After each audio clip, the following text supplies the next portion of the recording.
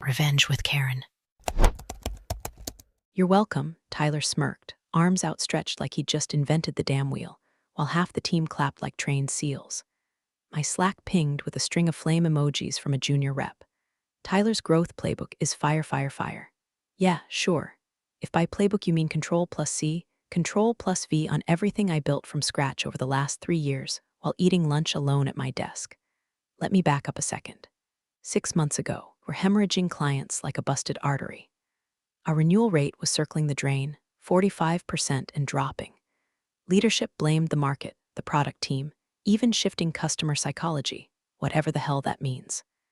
Meanwhile, I was in the trenches, stitching retention back together with a needle of CRM data and duct tape made of Post-it notes and old Zendesk tickets. I ran pilot programs nobody asked for, hacked a net promoter score tracker out of Google Forms, and built an onboarding journey so smooth, even the angry guys from legacy clients stopped calling the CEO's assistant on her personal line. And slowly, quietly, the bleeding stopped. Not that anyone noticed. They were too busy hiring Tyler. Tyler came in hot like a gender reveal wildfire, business cards still warm from the printer, or perfectly tousled like he got styled by a hurricane with good taste.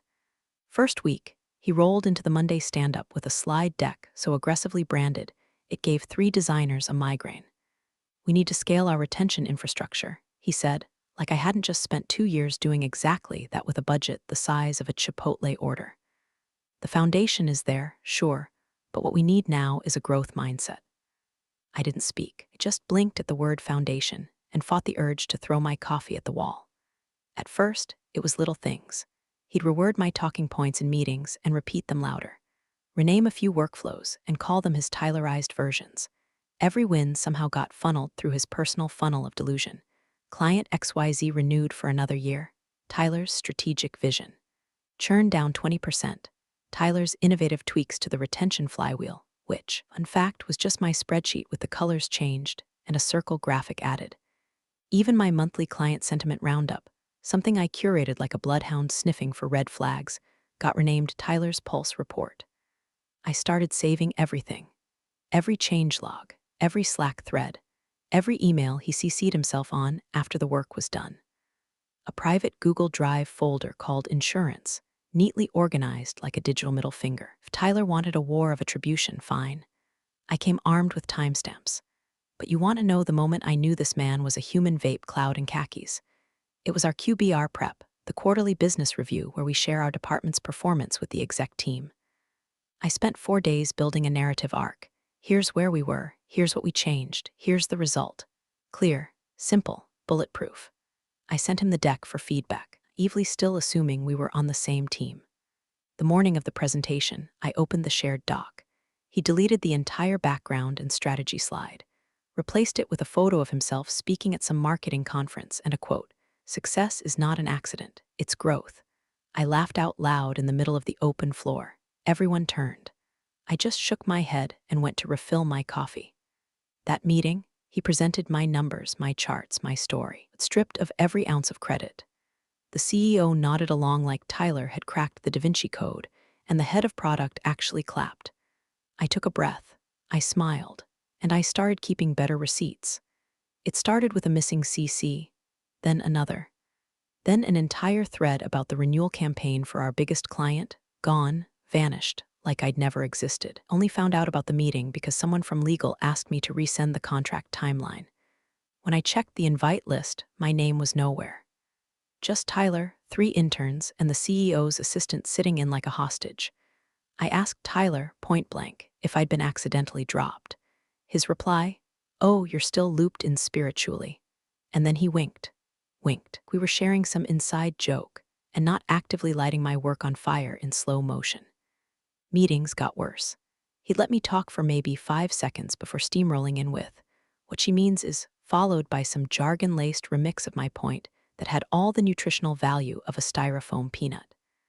I'd bring up metrics, actual numbers from our CRM, and he'd interrupt with made-up ones he'd heard from sales. Suddenly, every idea I floated had a Tyler-branded version by the next sprint. "I've been thinking," he'd say, staring at my bullet points like they were his reflection. What if we reimagine the entire renewal funnel as a journey instead of a destination?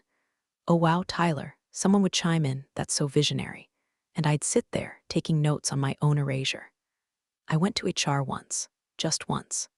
The woman, Jessica, I think, or maybe HR bought 9,000, smiled like she was made of expired yogurt and said, "You know, I've worked with Tyler before.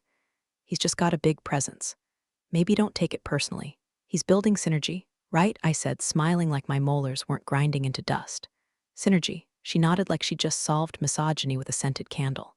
"You're a team player. Just give it time. Sure, time." The next day, my Q2 budget landed in my inbox, slashed in half. No warning, no explanation. Just a quick note from finance that per Tyler's restructure, client retention had been realigned under the growth department. Translation: Tyler wants to own everything you've built, and you don't get a say. Worse, my top 3 enterprise accounts, clients I'd nursed through 2 rebrands, a data breach, and a billing overhaul, were reassigned to some new strategic specialists. Fresh hires.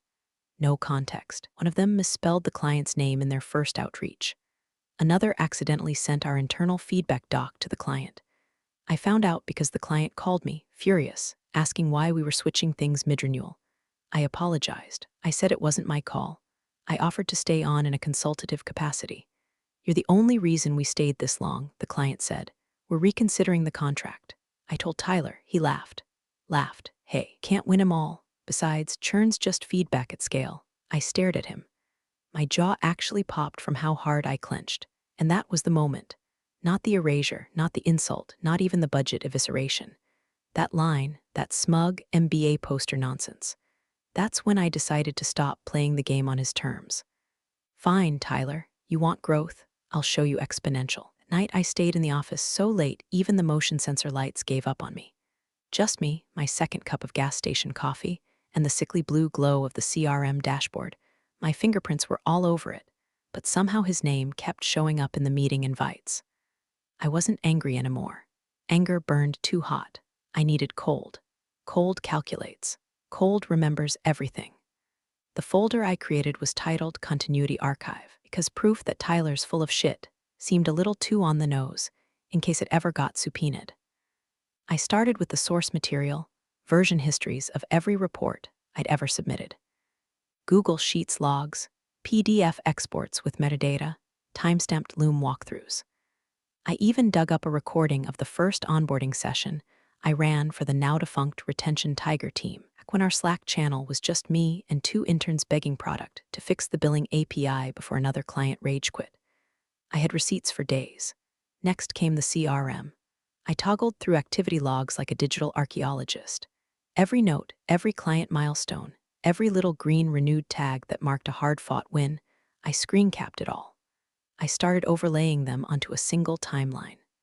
One column, retention actions. Other, Tyler's hire date. The gap was laughable. He didn't show up on the scene until after we'd stabilized the churn cliff. He hadn't been there for the late-night support calls. He didn't know about the emergency gift box I sent to the client who lost her dad, but still renewed because you actually gave a damn. He never saw the quiet moment when I sat in the break room crying because we kept one more customer than we lost for the first time in 18 months. Now he was repackaging it all as a growth inflection strategy. At 11:47 p.m., I found the kicker, an old Slack thread buried deep, almost lost, where I outlined the new onboarding sequence that cut first-month churn by 35%. The CEO had replied, "This is the first glimmer of light I've seen all quarter. Incredible work." Tyler hadn't even started yet. I screen-capped it, printed it, filed it under primary source material. Next morning, still in yesterday's clothes, I passed the front desk zombie who blinked at me like I was part of the furniture. My inbox had a new invite. Subject line: Board Prep Q Retention Performance, Tyler lead. Of course. Of course he was leading the quarterly presentation. Of course my numbers were the tentpoles for his grand narrative. And of course, the board, half of whom couldn't tell a renewal from a refund, eat it up if no one gave them a reason not to. So I made a decision. No more hoping someone noticed. No more trusting the org chart to do its job. I wasn't here to be rescued. I was here to make sure every single fact came with a digital footprint and a timestamp sharp enough to draw blood. He wanted credit, let him take the stage. I'd be behind the curtain, pulling every rope, lighting every fuse. It was the leftover pad thai that started it. More precisely, the microwave apocalypse it triggered. Shannon, senior sales and unofficial office oracle, stood next to me watching the breakroom microwave blink in distress, pad thai bubbling over like a volcanic crime scene. I grabbed some paper towels and offered her the usual retaliation or resignation lunch. She didn't laugh, just looked at me and said, "He did it to me too, you know." That caught my attention. I leaned against the counter, arms crossed. "Tyler," she nodded, grabbing the least sticky container. "Last quarter sales deck. Half my pipeline, 2/3 of my quotes, all dressed up with his commentary and a bold-ass watermark. Growth strategy lead, Tyler." I raised my eyebrows. "Let me guess," presented to the board. With the CFO clapping like a drunk seal, she muttered. We didn't even go back to our desks. We just sat at the tiny lunch table like two war widows swapping stories. Shannon had receipts, email drafts she wrote that got forwarded under his name, deals she closed that he referenced in investor calls as team wins. One time, he edited her client-facing slide deck, changed the name of her campaign from Churn Guard to Tyler's Lock and Loop, and said she should be more collaborative. "He's a parasite," she said flatly, "but he hosts brunch, so the execs think he's a visionary." I showed her a snippet of my folder. One chart. One line, client retention month over month, pre/post Tyler. Shannon stared. "He's pitching that chart in his VP packet." I looked up. "Excuse me?" She pulled out her phone, scrolled for a second, then turned it to show me an internal memo. Subject: Leadership Promotion Forecast Q4. Under VP Growth Candidate, there it was. Candidate has demonstrated exceptional leadership in improving client retention and revenue expansion. There was even a bullet point. Quarter-over-quarter client retention growth attributed to Tyler's strategic initiatives. My jaw didn't drop, my heart didn't race. I just took a breath that tasted like burnt noodles and humiliation. Later that week, Tyler published a Q retrospective, Growth Wins slide deck to the company-wide Slack. Celebratory, glossy, his face on the cover like a Time magazine Man of the Month. Inside were charts I built, KPIs I'd tracked for years, and strategy names I coined: Pulse Nurturing, Smart Step Onboarding, LTV Snapback. Every last one scrubbed clean of attribution. Not even a footnote. My name didn't appear once. Shannon sent me a message 5 minutes later. "This is war, you in?" I didn't reply right away. I was staring at Tyler's closing slide. Our growth has no ceiling. This is just the beginning. I clicked open my archive, typed a single line into the notes field, beginning of the end. I wasn't furious. Not anymore. Fury implies heat. This was colder, harder. Steel behind the eyes, silence before the storm. The catered lunch was Tyler's idea, his way of building culture, which apparently meant lukewarm sliders, a Spotify playlist no one asked for, and standing on a chair like a frat president before a hazing ritual. We're halfway through dry coleslaw and flat LaCroix when he raised his can in a mock toast, eyes locking on me from across the folding tables. "Big shout out to our retention specialist," he said, voice dripping with that grating, performative cheer. "Still grinding. Still smiling." "Well," he chuckled, "maybe you'd be VP by now if you smiled more." The room erupted. Not laughter, just the awful, nervous kind of chuckle people give when they don't know if they should laugh or apologize. One of the interns actually winced so hard he dropped a fork. I didn't flinch. I didn't even blink. Just put down my fork, stood up, and walked out the side door like I was going to the restroom and never came back. Back at my desk, I stared at the Google Slides tab for the retention deck I'd been building in secret. The one slide, before me / after me, staring back like a dare. I hovered my mouse over the file name. My finger twitched toward delete, because what was the point? I'd done everything right, over-delivered, over-documented, built the infrastructure Tyler now stood on like it was a TED stage. And here I was, pushed to the perimeter of my own narrative, reduced to the cold girl who didn't play the political game. My eyes stung. I wasn't going to cry, but I did close the tab. Couldn't look at that green line anymore. It felt like a lie. That night, I poured a glass of wine, turned off all the lights, and opened Slack on my phone just to scroll numbly. That's when I saw it. Buried in an old thread from over a year ago, back when we were clawing our way out of churn hell, was a message from the CEO. It wasn't long. Just 6 words, posted after I shared the first net positive client retention report. "You might have just saved us." No emoji, no performative enthusiasm. Just something real, something solid. I stared at that line for a long time, read it over and over until it etched itself onto the back of my eyelids. Then I reopened the deck, added another slide, not to explain, to timestamp, to prove that night I didn't sleep, I worked. I rebuilt the deck from scratch. No fluff, no brand templates, no Tyler quotes. Just raw numbers, dates, client feedback, and undeniable causality. I added source links, printed backups, annotated key timeline events, and matched them to Slack threads and CRM entries. Then I labeled the folder, clean and simple, retention the truth. I wasn't just defending myself anymore. I was laying a trap. The all-hands invite landed at 8:04 a.m. sharp. Subject line, Q4 alignment growth and retention strategy update. Tyler was listed first on the agenda. Growth strategy presentation, 40 minutes. My name was buried 3 scrolls down under a bullet that just said retention specialist. Brief update, 5 mins, 5 minutes. 5 minutes to correct a year's worth of lies dressed up as vision. 5 minutes to slice through the fog Tyler had built with his voice and veneers and stupid, meaningless sound bites about synergy and momentum. Perfect. I didn't need time. I needed precision. That afternoon, I shut my office door for the first time in weeks. No Slack, no email, no music, just silence, a blank slide, and a chair that creaked every time I leaned forward like it was wincing with me. I crafted a single slide, one clean graph, no flourishes, no colors that pop. Just 2 lines, client retention month-over-month, black line, before I joined. Flat line, green line, after I launched the first turnaround sequence. Ascending, sharp, undeniable. The date axis started 18 months before Tyler's hire. I added small text in the corner, data pulled from CRM and finance dashboards. Time-stamped. Source links embedded, that was it. No title, no headline, no flair. I wasn't here to sell it. I was here to show it. I spent the next few hours printing out hard copies, full-page color prints of the slide, plus a 3-page appendix that included time-stamped emails between me and leadership outlining the original retention strategy, client feedback logs, praising changes. Tyler had never touched screenshots of the CRM activity history, matching every inflection point on that green line, each page initialed. Dated. Bound. Just in case. Call it petty. Call it paranoid. I called it insurance. I slid one copy into a manila folder labeled Executive Reference Retention History. I slid a second into my tote bag, and a third into my locked desk drawer. At 6:17 p.m., the office emptied out. Tyler walked past my door, backlit by the cheap hallway LEDs. He paused just long enough to smirk and toss out a little, "Big day tomorrow, huh? Don't stress, it's just retention." I smiled at him like I was already at his funeral.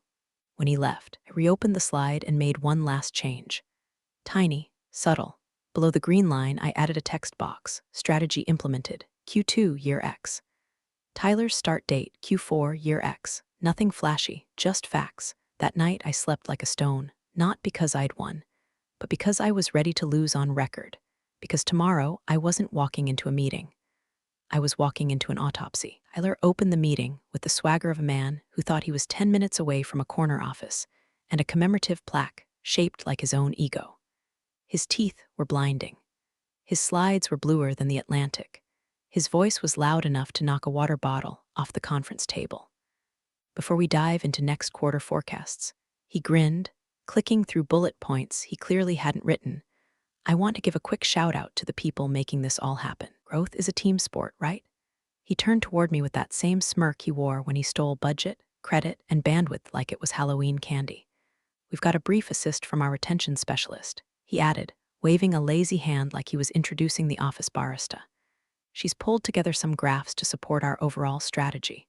Should be illuminating." Some polite chuckles. The CEO didn't move. He sat still, elbows on the table, rubbing his temple like a man nursing a migraine. I stood, calm as glass. Walked up, plugged in my laptop. No stutter, no hesitation, one slide, that was it. The screen flickered and then there it was, 2 lines. Simple, clean, stark. Client retention, month-over-month, the black line, flat. The green line, a sharp, steady climb. A single note in the corner, strategy implemented, Q2 year X. Tyler's start date, Q4 year X. Silence in the room had weight. I didn't look at anyone, didn't clear my throat, didn't make a show of it. I just pointed to the screen like I was reading weather patterns. "This is client retention," I said. My voice didn't shake. It didn't need volume, it had weight. The black line represents the 18 months prior to my hiring. The green line tracks from the day I launched the onboarding and renewal initiative, version 1, without a budget. I clicked once. Timeline appeared across the bottom of the graph.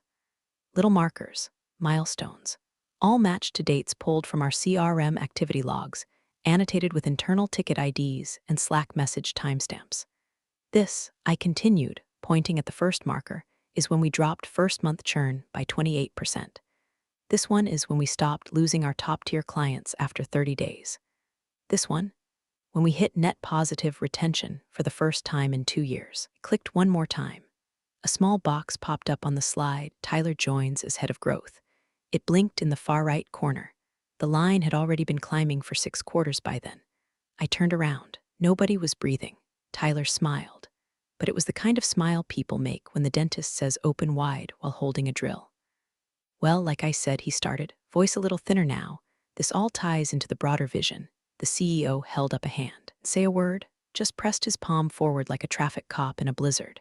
Then he put his face in his hands, not dramatically, not performatively, just quietly, like a man who'd finally connected all the dots and realized they spelled you've been played. The silence lasted long enough to hear the HVAC kick on. I didn't say anything else. I didn't need to. I closed the laptop, collected the printed packets from my bag, walked over to the executive row, handed them each a copy, and nodded once. This is the same data, with sources. If there are any questions, I'll be at my desk. Then I walked out. My hands didn't shake.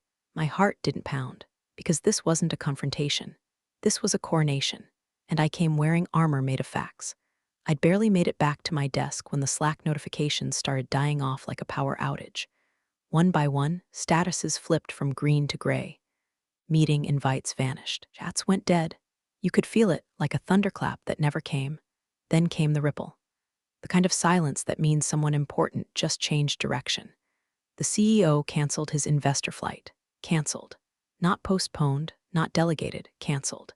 His assistant practically ran down the hallway with her tablet in hand, face drained of color like someone just told her the ship might not be seaworthy after all. 15 minutes later, new invite landed in my inbox. Subject: Emergency Executive Sync Boardroom 2A attendees. CEO, CFO, Legal, HR Lead, Retention Specialist. Tyler wasn't on the list. When I entered the boardroom, the temperature was Arctic. The CEO looked up, finally, eyes bloodshot, jaw locked. He nodded once at the folder still in my hand. You still have the originals? He asked. I opened the binder, slid it across the table like a poker player showing 4 aces. HR cleared her throat. Legal adjusted her glasses. Your contract, she said slowly, flipping open her own binder, includes a clause, section 9.4, performance-based IP attribution. I nodded. I remember. It also includes an audit clause, 9.5, right to retrospective attribution review. CFO looked up from his notepad. We've already pulled Tyler's decks. There are consistencies. Inconsistencies was generous. He'd lifted full paragraphs from my quarterly briefs, then changed a few verbs like it was a high school book report. Even the visuals had metadata tags, my initials, timestamps from before he was hired, source files linked to my shared drive. You're the sole author of those strategies? Legal asked, already knowing the answer. Yes, I said. Every initiative listed on that timeline was mine. Supporting metrics are pulled directly from CRM and finance. All dates are verifiable, and the retention curve predates Tyler by nearly 6 quarters. HR was trying very hard not to look horrified. Legal continued. Under 9.4, your strategies and associated performance data qualify as attributed intellectual property, which means Tyler presenting them under his name is not just unethical. It's a breach, I said flatly. Rect Legal replied. Technically, multiple breaches. Attribution fraud, false representation to leadership, and given the investor material, potentially external misrepresentation. CFO leaned forward. Did you give him access to any of this willingly? No, I said. He lifted it from internal decks and scrubbed the authorship. The room went quiet again. Not shocked, just the stillness of people calculating next steps, consequences, liability. CEO spoke last. I want your official retention history in my inbox by end of day, he said. Clean copy, clean format with source attachments. Nothing withheld. Already done, I said. Check your inbox. He paused, then nodded. The meeting adjourned with no fanfare. No smiles, just tense shoulders and ticking clocks. HR pulled me aside in the hallway. We'll be formalizing some of this. You'll want to keep your original files secure for now, just in case. Legal followed, asked me to forward a few Slack threads. I sent over the ones with Tyler paraphrasing my workflows. One even had him saying, "Let's just say this came from me, it'll land better." When I got back to my desk, Shannon had left a note on my keyboard. Tyler's doors closed. Shades down. Good luck, Queen. I didn't feel victorious. I felt right. Quietly, completely right. Tyler was gone by Monday. Official phrasing. He's chosen to step back and spend more time with family. Unofficially, he was escorted out through the service elevator before anyone could take a selfie with his suddenly box-filled arms. His office was cleared in 20 minutes. Even his obnoxious gold-framed "growth is a mindset" print was dumped in the hallway like a sad little tombstone. I didn't gloat, didn't post, didn't even smirk when Shannon walked by and whispered, I heard he tried to blame an intern.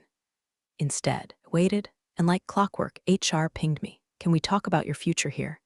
The offer came in a sealed folder, slid across the table like a peace treaty. VP title, corner office, expanded team, and a shiny retention-based bonus package that would have made my accountant blush. I read every line, then closed it. I'm not interested in climbing a ladder someone else tried to kick out from under me, I said. HR blinked. What are you looking for then? Freedom? What I negotiated was simple. A severance payout, triple the standard package, full legal recognition of all IP tied to my name, a non-disparagement clause that applied to them. Not me, and just for fun, I had them add an internal memo clause. Any future reference to retention turnaround strategy must cite the original author. In writing, permanently, they signed. I smiled. That Friday, I set my inbox to auto-reply. I'm currently unavailable. This email is no longer monitored. For inquiries related to client retention strategies, please refer to archived documentation. For everything else, best of luck. Then I turned off my phone, packed a weekender bag, and met my lawyer at the airport. We were flying to Portland, where an early-stage startup, run by none other than Shannon, was quietly building a subscription platform from the ground up. She'd called me 2 days prior, that she wanted someone who didn't need credit to get results, but deserved it anyway. As we taxied down the runway, I watched the terminal shrink away through the window. My phone buzzed once, just once, before airplane mode kicked in. A headline, former head of growth under internal investigation for IP misrepresentation, sources say. I didn't smile, didn't scoff, just reached into my bag, pulled out my sunglasses, and leaned back into the seat. Let the records show, I didn't burn the building down. I just turned on the lights and walked away. Big thanks, you legends of the old office days. Subscribe to keep the switch-flicking chaos alive. Your ex-boss is shaking in their loafers.